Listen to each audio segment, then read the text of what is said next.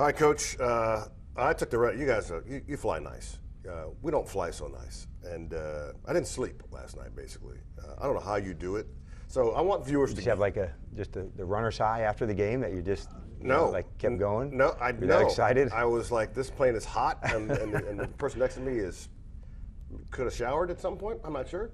I want the viewers to understand what your schedule's like after a game like that on the West Coast. What does Dan Quinn do? You arrive 2:30ish in the morning. What do you do? The good news is that you get to watch a good bit of the game on the ride home. So because of technology, we can have them on the iPads. The calls sheets are there with you. So you just go through each phase of it. So you can watch all the offensive plays in a row, all the defensive plays, all the special teams plays. And then what I do coming in, and I go back through start to finish, how did it happen in game order. So this was the kickoff, and then it went to defense, and then it went to punt return. Right. So it goes all the way through, and I make my comments on those 150 plays. Wow. And then of those, then I pick 30 to 40 that I do for Tell the Truth Monday. Okay. And so when we meet with the team, those are the ones that I pull from.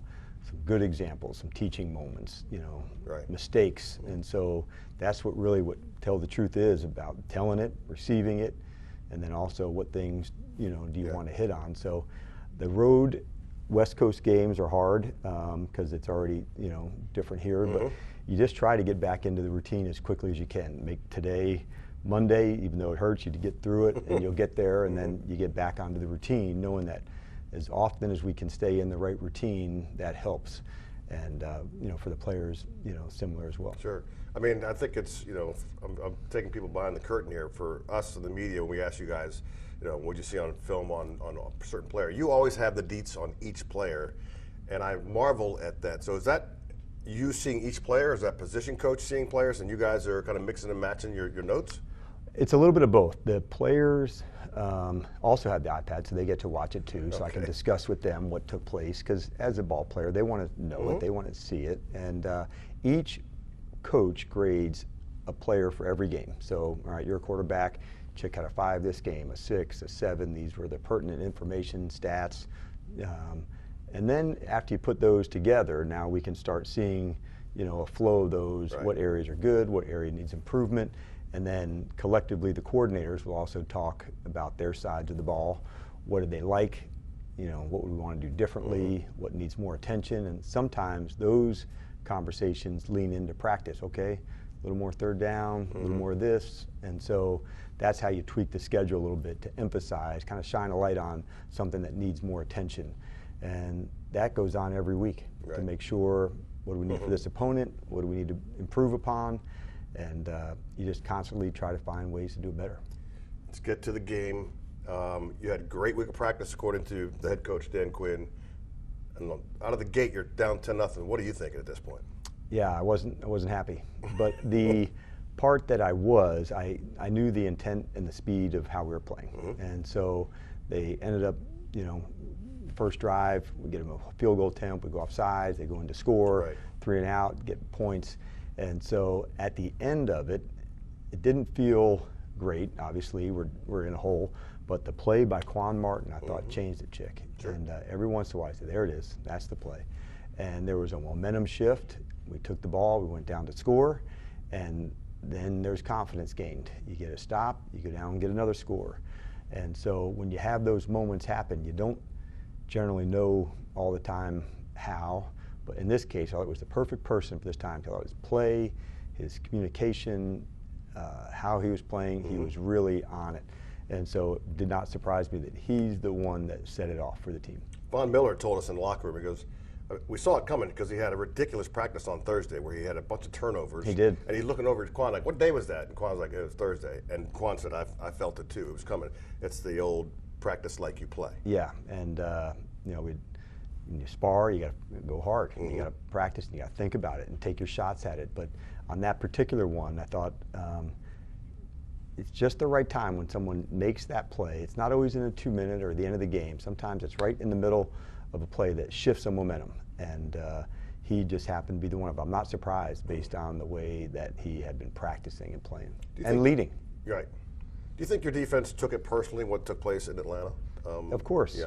I do, because we have high standards, for how we want to play, and not to say we met all of them in LA, we didn't, but we knew this was an excellent offense, and had a trio of receivers, a quarterback that can absolutely rip it, a really tough, and strong back. So they knew they had their work cut out for them. The good news is, after a win, there's plenty to correct and to say, where do we go further? How do we get better? And after going into week 6, we think of this next block, hey, this is our next space to go get better again. Right. And we'll dig in hard to do that. I always go back to teaching moments. You bring them up all the time, and lessons learned. Mikey Sammer still offsides on a field goal attempt, and it's not good. It's not good. It's one of those pre-snap penalties. You just go, what in the heck?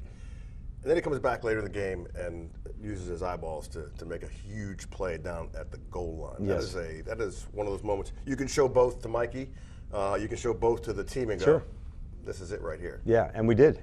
To show both. I thought he really tackled well too in this game. He had one on a kickoff that he tackled, filling inside on a good running back to go tackle. But he was aggressive. He tackled well. I thought everything that Mikey can do, these unique plays that he can make, it was on full display. He'd love to have the first one. That was the penalty over. But like you said, those are lessons, man. How do we learn from them? How do you grow? And I thought from the secondary, the communication was really on point, and he was a big part of that. During your practice, a lot of coaches will, let's blare the music. You went silent during one of your practices. Yeah, just the opposite. For what reason? I wanted to hear it, the communication, so it was loud and then to quiet. So I wanted to see when it got quiet, would they talk ahead of the call, would they talk through the motion, just so I could hear it. And sometimes it's verbal, sometimes it's nonverbal, the communication, but either way it needs to happen. And so it was just my way of checking in to make sure that it's happening, that not only is it sent, but also received. Right. If I was giving you a signal, that you give it back. Okay. So we're on the same page. Well, I told Chick, and you know how that story can end. Well, I didn't get the call. So you want to make sure it's back and forth. Right. And call sent, acknowledged, and giving it back. Offensively, we'll get to number 5 in a second. Bill, just Bill. Just going to call him Bill. Big day running. I'm more interested in when he fumbles the ball and the first guy that's talking to him is you, and you're grabbing him. What are you telling him? I wanted to tell him, and stay in it. He's right in this thing, and about ball security and how we do it, but I didn't want him to ride the roller coaster of going too low. There's lots of ball to play. He's hitting his stride, and man, this is one that you're going to learn from, but you're also going to get your ass right back in this game and go make some more plays. The running back room check has got remarkable guys with Jeremy McNichol and Chris, and to see them get as excited for Bill just like it was their own play, that's a big deal, because they're not chasing a stat or a number, and they're genuinely just as excited for him. And I've also seen it vice versa. When Jeremy had the big play or when Chris has a big run, Bill's the one that's there. So it doesn't happen all the time, but it does take a brotherhood to do that. And so their love, their connection to support one another, it's really, as a coach, very cool to see. When a guy fumbles, there are times when a coaching staff says, okay, let's just not do this again. Let's just sit him.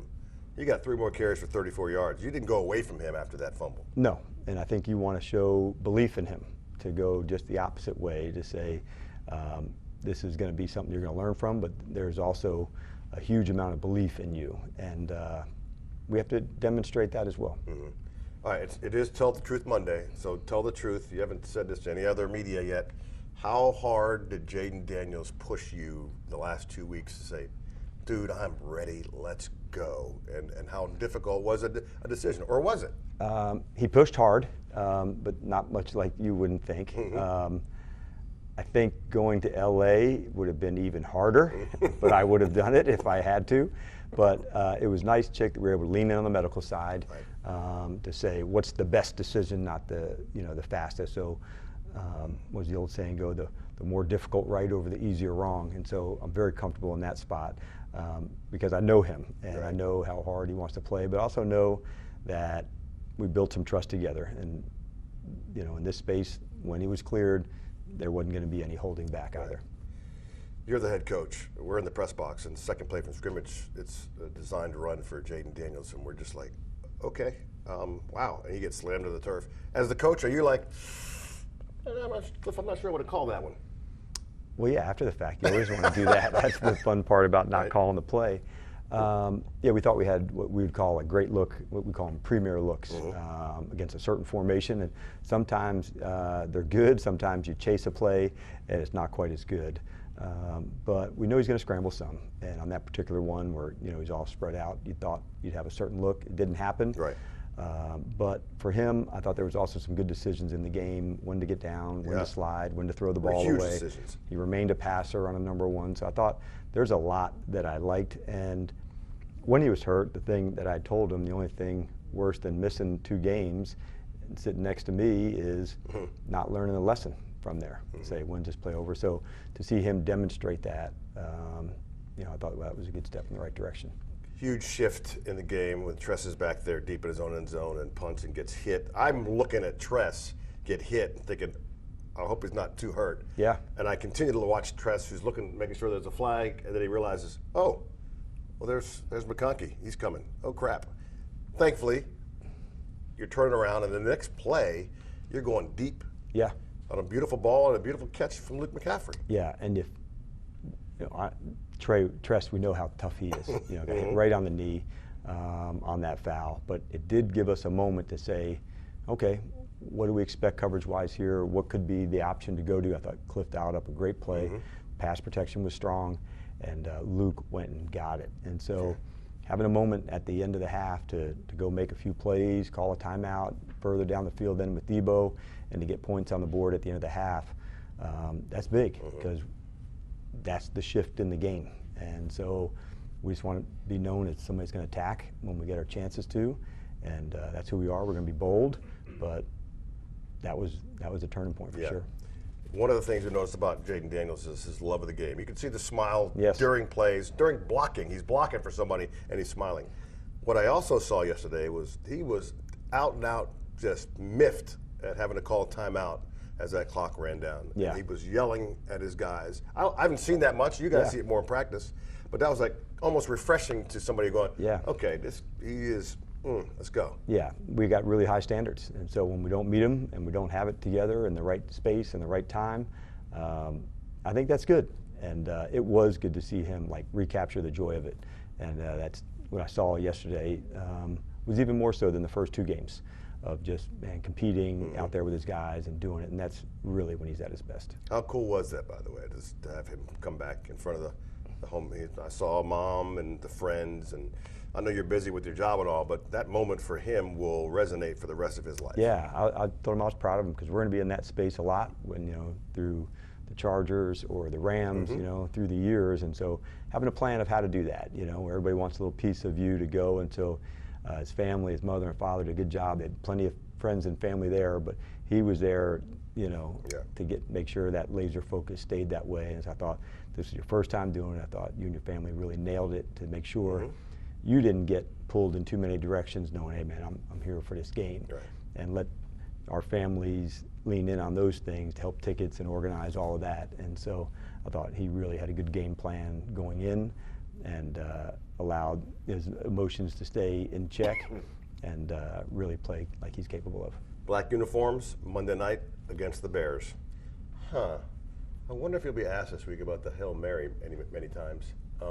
Well, you're the first, so there you go. Okay. Yeah. We're in the press box. I'm putting my backpack on, and I'm thinking, I do not want to go down in this locker room for this bull. And then, boom, what do you remember of the moment? Well, letting up a score earlier to get into that space, and then knowing we got a couple out of bounds plays prior because we wouldn't have been able to throw it from where we took the ball. So I thought it was a good one to Zach, I believe it was, to get out of bounds. And then once we got into that spot, you don't know what's going to happen, but the longer it goes on the scramble, then you feel like you got a chance. And so afterwards, I probably blacked out. I'm not sure exactly what happens over the next things running and crazy, but it was so much fun to be part of that win. That was, for me, on a true Hail Mary up around the last seconds plenty of times, but into that space, that was, a really cool moment. And Caleb Williams now comes back. Talk about it, hometown quarterback coming home. He's doing that this time, coming here to play. He and Ben Johnson seem to have a nice little relationship. He's playing better. What do you? I know it's early on in the week, but what your thoughts on the Bears? Well, I thought, you know, for him, like, he's got great escapability. He can get out the back door, you know, and create and make throws, make runs. So I think that's probably one of when a quarterback's elusive and can make people miss. And how do you do things like a second play all begins? You know, you had one play at the design, out of the blender, here he comes. That here a few times. Yes, and so we know what that movie can look like, and so that's a big piece. You know, when extended plays take place, and what does it look like?